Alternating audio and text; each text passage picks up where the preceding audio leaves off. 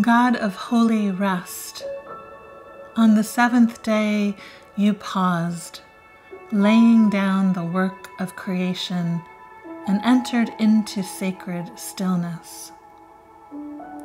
Let us remember we were freed from slavery in Egypt, and you called us to be people of liberation.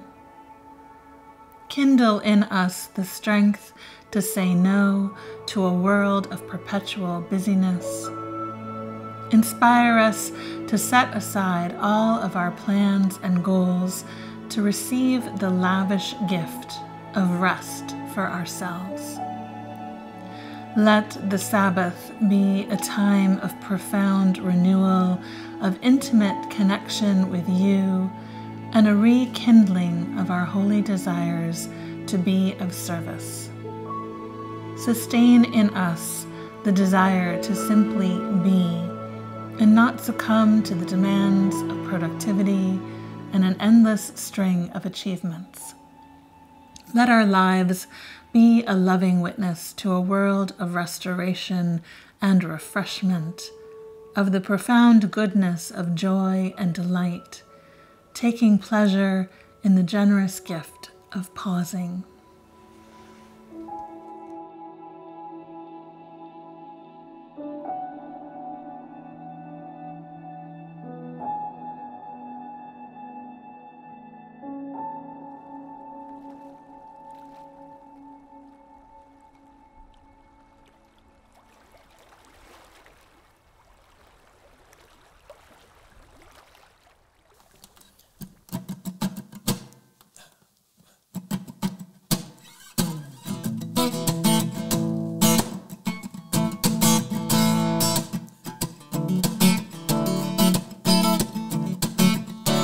Let our praise be your welcome.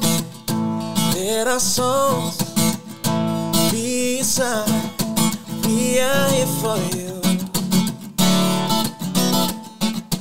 We are here for you. Let your breath come from heaven. Fill our hearts with your light. We are here for you. Yes, we are, Lord. We are here for you. To you our sorrow, and nothing here is hidden. You are one desire. You alone are holy. Only you are worthy, God. Let your fire fall down. Let our shout be your anthem, your renown, fill the sky. We are here for you. We are here for you. Let your word move in power. Let what's dead come to life. We are here for you. Yes, we are, Lord. We are here for you. To you our sorrow, and nothing here is hidden. You are one desire. You alone are holy. Only you are worthy, God. Let your fire fall down. To you our sorrow, and nothing here is hidden.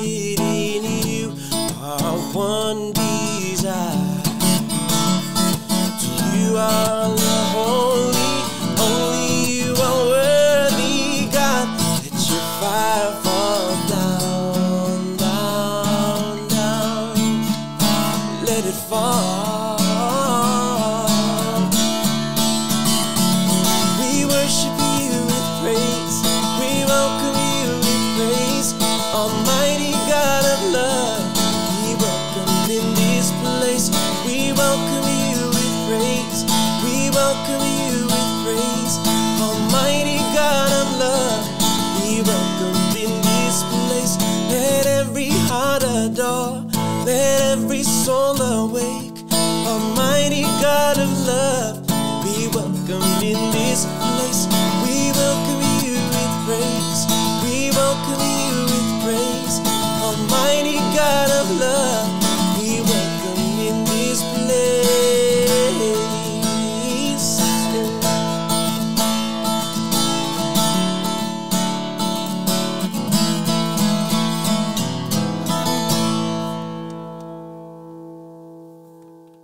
Over the last 4 weeks, as a community, we have been diving deep into what are missional habits that we can begin to learn and to put on in our life that create within us a different way of understanding our neighbor, understanding ourselves, and understanding God. So today, we move into the fourth habit, to learn. The expression to learn Christ was a common one among early Christians. It isn't one that we use much these days, but in the earliest of centuries of the Christian movement, conversion involved denying pagan gods and learning Christ. This meant entering a period of what they called catechism, or learning, committing oneself to an intensive study of the person and work and words of Jesus. Now, we would do well to institute a habitual study of the Gospels ourselves today. It was fashionable some years ago to ask ourselves, what would Jesus do? You might have actually read that book. And when confronted with life's choices or major decisions, asking that question, what would Jesus do, became a very common frame. We had bracelets and t-shirts, all that said this. Now, I think that if we're being sent into the world to live questionable lives, to arouse curiosity, to answer people's inquiries about the hope we have within us, we need more than ever to know, what would Jesus possibly do or say in a circumstance? And we can't know that without a deep and ongoing study of the biographies of Jesus written by those who knew him best. His apostles. We call these the Gospels. Now, some years ago, Alan Hirsch wrote a book called Re-Jesus. It was the contention that the church needed to re-Jesus itself. That is to say that it needed to be immersed in the Gospels, totally marinated in the work and the words and the life of Jesus. They were taking their lead from C.S. Lewis, who wrote, "In the same way that the church exists for nothing else but to draw humanity into Christ, to make them little Christs, if they are not doing that, all the cathedrals and clergy and missions and sermons, even the Bible itself, are simply a waste of time. God became man for no other purpose. It is doubtful, whether the whole universe was created for any other purpose. It says in the Bible that the whole universe was made for Christ and that everything is to be gathered together in him." Now, some readers will be disturbed by Lewis's reference to us becoming little Christs, but he isn't proposing anything blasphemous here. Instead, he's promoting a preoccupation with the example and teaching of Jesus for the purposes of being emulated by the followers of Christ. Of course, we can't fully emulate Christ in his liberative death and resurrection, the miracles and all that came with that, but we can embrace a study and an examination of the person and the work of Jesus for the very purpose of determining in what ways the various elements of his character and activity can be lived out by you and I. For example, no, we can't necessarily die for others like Jesus did, but we can actually offer ourselves sacrificially in service to others. See, learning Christ helps us understand Jesus better, and it provides the tools for appropriating his example into our lives. In some ways, we talk about Jesus being incarnated into us, but how is Christ incarnated if we don't know who Christ is? So spending just one chunk of time in learning Christ is no great sacrifice. And I encourage you to continue whatever other regular Bible reading habit you currently have, but also to add to that habit of small groups or Lectio, an intensive study time to your schedule. And let me suggest 3 ways that you might do this with your time. First is the simplest. Study the Gospels. Read and reread again the 4 canonical Gospels. I know you think that you've done that before, or some of you may be saying, I've never even opened the Gospels. Either way, what I'm asking us to do is to develop a habit of really marinating our mind and our soul in the 4 Gospels. In fact, when you turn to the Old Testament and it talks about meditating, part of the idea of meditating is like a cow chewing on its cud, swallowing and spitting it back up and chewing it again, right? This is the idea that we study the Gospel of John and we read it and we read it and read it and we think about it and we process it and then we swallow it down and we let it be a part of us for a little bit and then we do it again and again and again.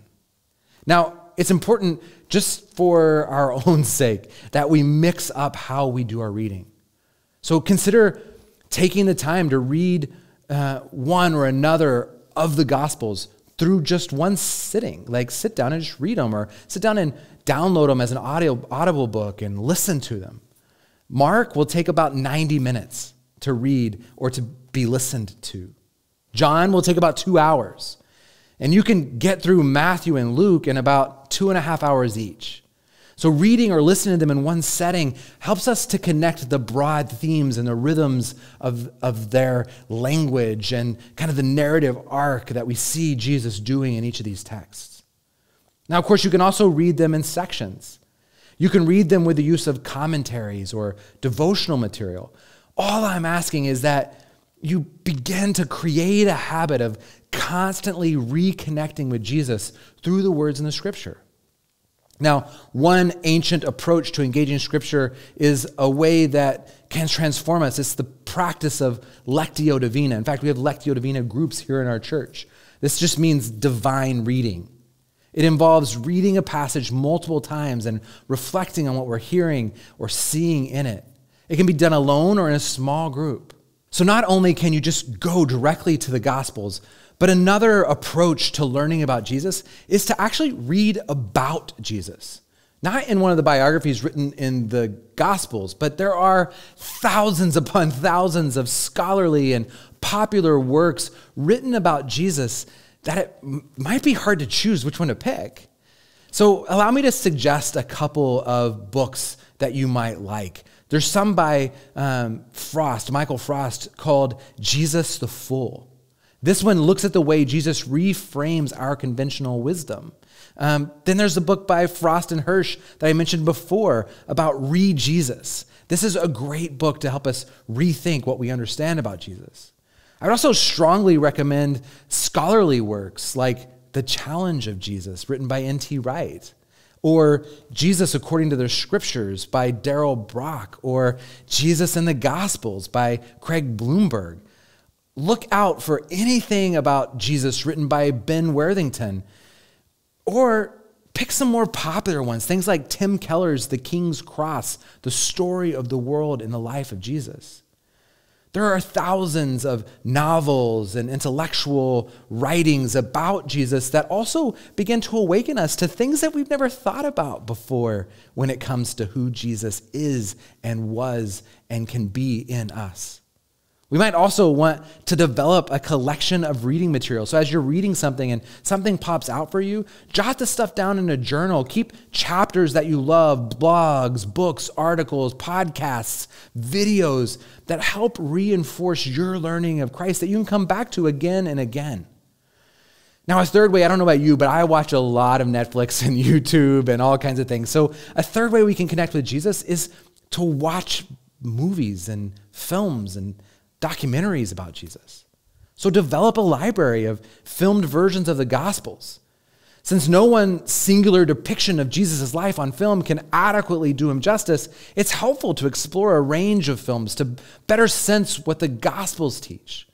Now, I love Godspell, or Jesus of Montreal. These aren't technically films about Jesus himself, but they're beautifully captured different aspects of Jesus' character and action. And if you don't like some of the grittier films that we'll talk about, there's plenty more available. All you got to do is search on Google films about Jesus. And don't forget great films, animated films like The Miracle Worker, in which the day-to-day experience of Jesus is depicted with stop-motion puppets. Or while the parables and flashbacks and memories and spiritual counters are depicted the traditional hand-drawn way. It's beautiful and clever. Now, the Gospel according to St. Matthew is another great film directed by an Italian filmmaker. Every single line of dialogue comes directly from the Gospel of Matthew. Godspell, as I mentioned before, is from 1973, and it's a musical set in New York City. One sequence even takes place on the roofs of the then brand new World Trade Center. But it's a joyous meditations on the teachings of Jesus, especially the parables and the Sermon on the Mount. Now, Jesus in Montreal is a Canadian film about a troupe of actors who put on an unorthodox but acclaimed passion play, which incites opposition from the Catholic Church. Daniel, the actor playing Christ, finds his life beginning to mirror that of the real Jesus. It's a clever retelling that highlights Jesus' opposition to organized religion. Or check out the new TV show featuring Jesus and the disciples called Chosen. Many of you have already seen that. Now, you might have picked up on it earlier, but there's this need for us to marinate our minds and our souls in the story of Jesus. It's not just a cute expression. I mean it, like through biblical study, theological reading, and viewing, and just soaking ourselves in who Jesus was, begins to slowly and surely reorient our lives towards the things of Christ. We become deeply familiar with his story so that we can share it whenever anyone asks us for any reason for the hope we have in him. But here's the thing. We joked about the time in our life when we used to wear our WWJD bands, right? What would Jesus do? Part of living an incarnational life, living a missional life, is that we so well know what Jesus would do that the next big question comes, what is Jesus calling Rustin to do out of what I know about who Jesus is? What is Jesus calling you to do? Because you know him so well that he's calling you to do something amazing in this world. So here's the challenge for this week. Spend at least 20 minutes this week in one block watching, listening, or reading directly about the person and way of Jesus.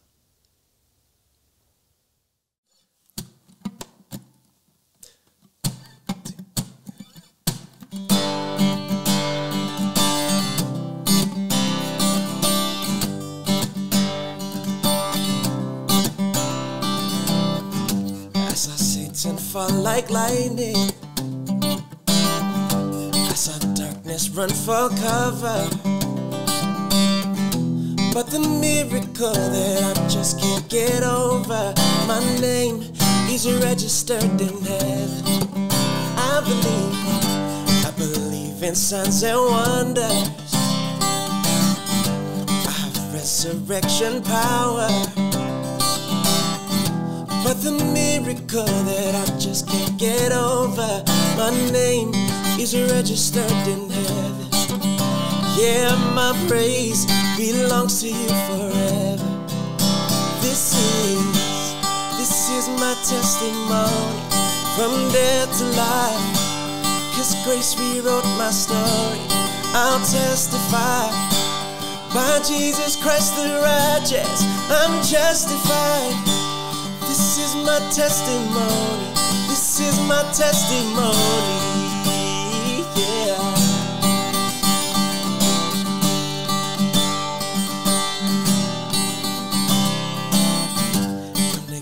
Sons and daughters, bought with blood and washed in water, sing the praises of the Spirit, Son and Father. Our God will finish what he started. Yeah, our God will finish what he started in these seas. This is my testimony from death to life.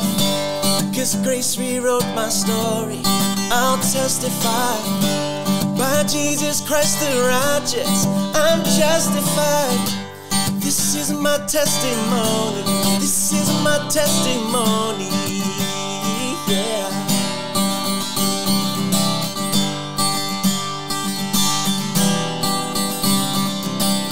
If I'm not dead, you're not done. Greater things are still to come. Oh, I believe. If I'm not dead, you're not done. Greater things are still to come. Oh, I believe. If I'm not dead, you're not done. Greater things are still to come. Oh, I believe. If I'm not dead, you're not done. Greater things still to come. Oh, I believe, yeah. This is my testimony from death to life. 'Cause grace rewrote my story, I'll testify. By Jesus Christ the righteous, I'm justified. This is my testimony, this is my testimony, yeah.